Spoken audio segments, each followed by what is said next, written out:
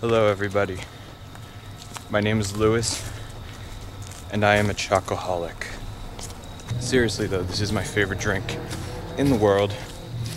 If I could only drink one thing for the rest of my life, it would be this. Seriously, who needs beer when you have Wawa brand chocolate milk? Or really any chocolate milk for that matter. So I'm taking you out for a walk again because it was so much fun last time that I felt like I would show you guys more of the greater Westchester area. I'm going to another park, and as you can see, it's a little later than last time. I think this park stays open a little later. Just a little further now, as you can see, some more epic houses and gardens along the way. I really love this area. I'd live here for the rest of my life if I had the chance. Maybe. I just got back to town from seeing my grandparents this weekend. They gave me lots of good food. I think it was kind of them who originally got me so interested in nature. They used to take me to state parks and arboretums, and I started going back there on my own lately. Okay, welcome to something park. I don't know if this park actually has a name, but this is the hall of trees with berries that I'm probably not going to eat. They might be poisonous.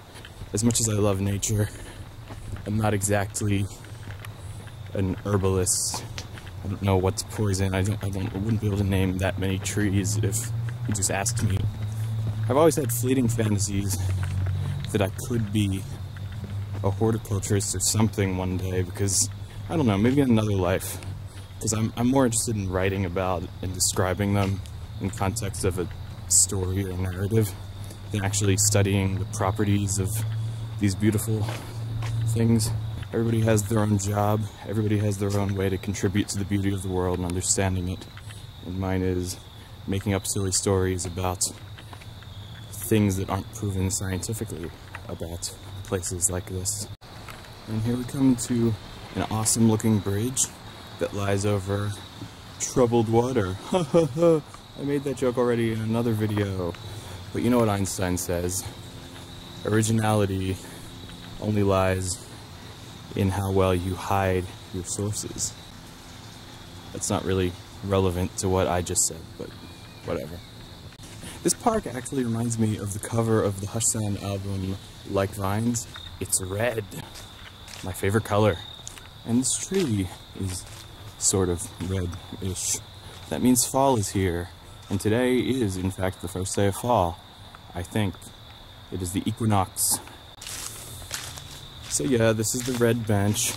This just wants to be sat on and written on for hours and hours, which I have done, I will confess. See, this is nice. It's like you're sitting here with me, talking to me, just having a casual conversation in a park. It's like I'm not even vlogging. Isn't this nice? Except you can't say anything to me. You can pretend to. I'll give you a second to pretend to. Say something to me right now. That was very interesting. I kind of find it more interesting to sit outside and vlog than just sit in my bedroom all the time. I mean, I know a lot of people do that. For some people that's all you need, because the content of what you're talking about should be the most entertaining thing. But I like to have a natural backdrop. I recently watched the movie Brave because they were playing it for $2 in the movie theater here at school. They had a will of the wisp, which the main character follows into the woods. And if you don't know what a will of the wisp is, it's a little ball of light. Travelers follow into the woods, and then when they get to it, it disappears.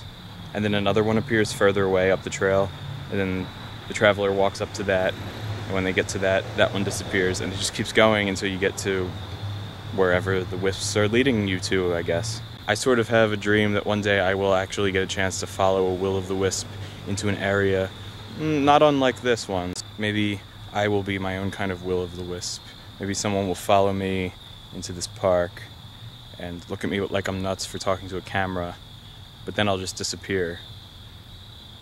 And that's not completely unlike what was just happening over there.